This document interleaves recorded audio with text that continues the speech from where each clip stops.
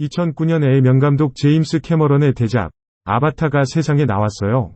이 영화는 금방 전 세계를 뒤흔들었는데 그건 이게 세계 첫 3D 영화라서만은 아니에요. 스토리 자체도 굉장히 이상하거든요. 이 영화에서 인류는 악당 역할을 하는데 판도라라는 다른 행성을 점령하려고 귀중한 광물 유노브타늄을 캐기 위해서죠. 그들은 판도라의 원주민 나비족을 억압하여 이 행성을 점령하게 되고 그로 인해 무자비한 전쟁이 일어났어요. 그리고 이제 아바타의 여정이 지구와 매우 유사한 행성인 달에서 다시 연출되고 있어요. 영화 속에 나오는 나비족 같은 원주민은 없지만 달 위에서의 영토 다툼도 마찬가지로 치열해요.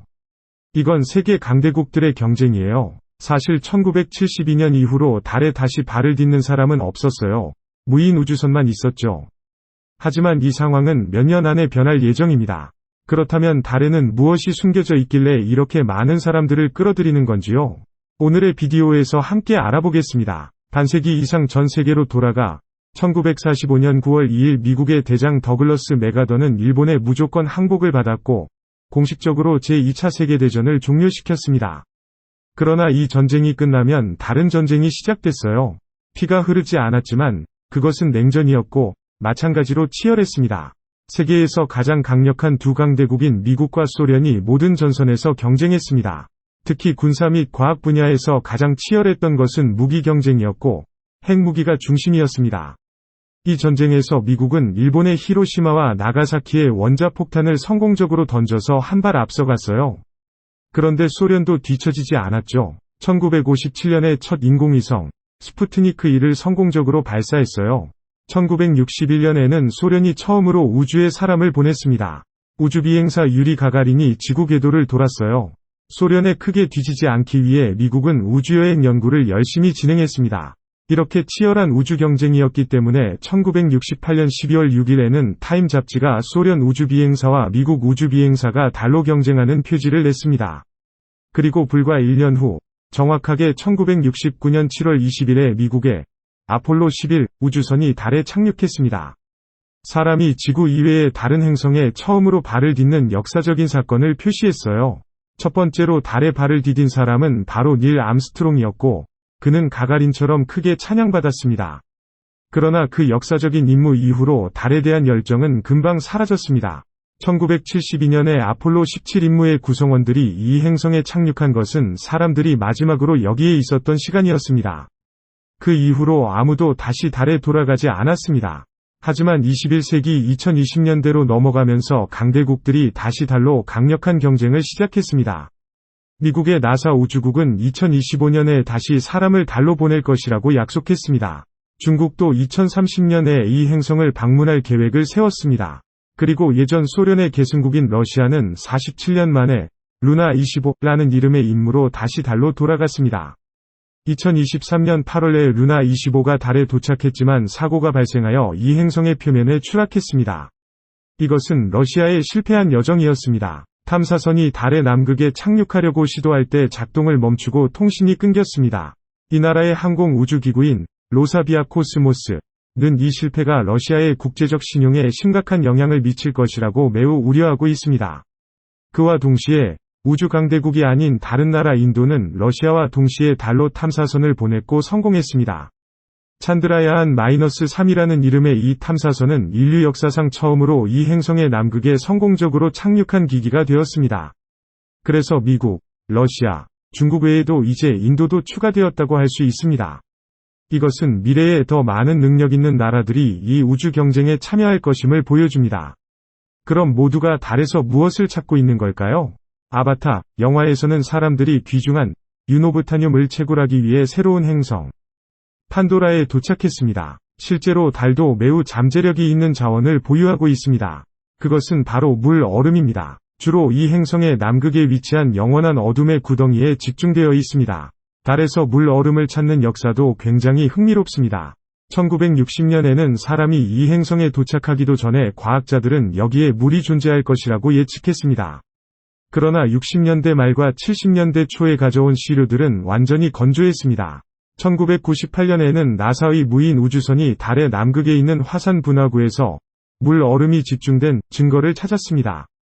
2008년에는 브라운 대학의 연구자들이 새로운 기술로 달의 시료를 다시 검토하고 화산 유리의 작은 입자 옆에 수소를 발견했습니다. 2009년에는 인도 우주연구기관의 핸드레이아넌 탐사선에 탑재된 나사의 장비가 달 표면에서 물을 발견했습니다. 그럼 달에 있는 물 얼음이 왜 중요한 건가요? 풍부한 얼음이 있다면 이것은 달 탐사 미션의 음료수 원천이 될 수 있고 장비를 냉각시킬 수도 있습니다. 또한 수소 연료와 산소를 생성하는 데 사용될 수 있어 화성 미션이나 달 광산을 지원할 수 있습니다. 여기 있는 물 얼음의 추정 가치는 2천억 달러에 달합니다. 그러나 이 행성은 지구의 의성이라고 불리는 한계에 그치지 않고 아직 개발되지 않은 풍부한 자원을 보유하고 있습니다. 먼저 헬륨-3, 헬륨의 동위 원소를 언급해야 합니다. 그런데 이것은 지구에서는 거의 찾을 수 없는데 이 동위 원소는 무엇을 위한 것일까? 과학자들의 연구에 따르면 헬륨-3는 핵반응로에서 중요한 원료로 사용될 것이며 엄청난 양의 에너지를 제공할 수 있습니다. 하지만 눈에 띄는 것은 이것이 방사성을 가지고 있지 않아 다른 핵반응 재료처럼 위험한 폐기물을 생성하지 않는다는 것입니다. 이 달에서의 이 자원의 예상량은 최대 100만 톤에 이르며 예상 가치는 1조 5천억 달러에 달합니다. 헬륨-3 외에도 달에는 히토류가 매우 풍부합니다. 이것은 화학원소 주기표에서 17가지 희귀금속의 복합체입니다. 히토류는 전자부품 제조 산업에서 매우 중요합니다. 또한 달에서 다른 광물도 매우 풍부합니다. 예를 들면 철, 석영, 백금, 티타늄, 바잘트 등이 있으며 이들은 산업 분야에서도 중요합니다. 이러한 다른 자원들의 가치는 약 2조 5천억 달러로 추산됩니다. 결국 달에 있는 모든 자원의 총 가치는 약 1경 달러로 정말 놀랍지 않나요? 그 큰 이익 때문에 많은 국가들이 달을 정복하고자 여러 방법을 모색하고 있습니다. 오늘날 과학기술의 발전으로 우주로 날아가는 것이 예전보다 훨씬 쉬워졌으며 비용도 비록 저렴하지 않지만 훨씬 더 적당해졌습니다. 그래서 많은 국가들이 달에 착륙할 계획을 세우고 있습니다. 달에 가는 것은 어렵지 않지만 현재의 기술 수준으로는 달에 착륙하는 것이 큰 도전입니다. 대부분의 달 착륙 미션은 이 행성의 적도 지역에 있습니다. 그러나 가장 소중한 자원은 주로 남극 지역에 집중되어 있어 접근이 매우 어렵습니다. 이곳에는 많은 울퉁불퉁한 화산 분화구와 깊은 구덩이들이 있어 인간의 착륙 미션을 실패하게 만듭니다. 이 남극 지역은 영원한 어둠과 극심한 추위로 인해 우주선의 접근을 방해하고 있습니다. 그래서 러시아의 루나-25 우주선이 남극에 접근하려고 했을 때 제어를 잃고 이 행성의 표면에 충돌했습니다. 이 경쟁은 19세기 중반 캘리포니아의 금광 열풍과 비교되며 전 세계에서 많은 사람들이 금을 캐기 위해 참여했습니다. 그러나 불명확한 법적 기반으로 인해 많은 분쟁과 피해 충돌이 일어났습니다. 오늘날의 달 정복 노력도 비슷한 상황입니다. 1967년 유엔 우주협약은 어떠한 국가도 달을 소유하겠다고 주장할 수 없습니다. 그러나 상업활동을 금지하는 조항은 없습니다. 미국이 주도한 아르테미스 협약은 달을 탐험하고 그 자원을 활용하기 위한 규칙을 설정했으며 27개 국가가 이에 서명했습니다. 그러나 우주항공 강국인 중국과 러시아는 이 협약에 서명하지 않았습니다. 현재 달에서의 활동은 모두 비군사 연구 과정입니다. 하지만 미래에 강대국들이 여기에 군사기지를 설치하고 자신들의 자원을 채굴하고 있는 영토를 지킬지 알 수 없습니다. 달의 자원 때문에 미래에 진짜로 우주에서 전쟁이 일어날지도 모릅니다. 그때까지는 아마도 먼 미래일 것입니다. 지금은 각 국가들이 달에 안전하게 착륙하는 문제를 해결해야 합니다. 비디오를 시청해주셔서 감사합니다. 안녕히 계세요. 다음 비디오에서 만나요.